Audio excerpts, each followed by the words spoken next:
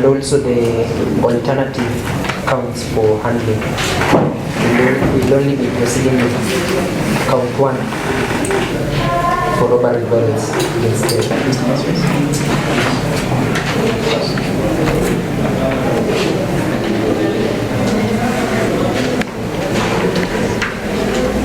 Umejami na silaha hatari ambayo ilikuwa ni vijiti na mawe inaweza kumuibia graphics na Yuki, simu yake ya iPhone 12 Pro na hiyo simu ni 356689119331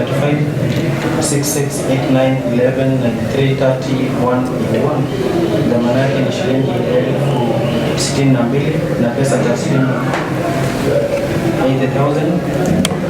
Zote pamoja inakuja 102,000 mali ya traffic for Yuki, na hiyo wakati mnaweza kumjeruhi kweli au la.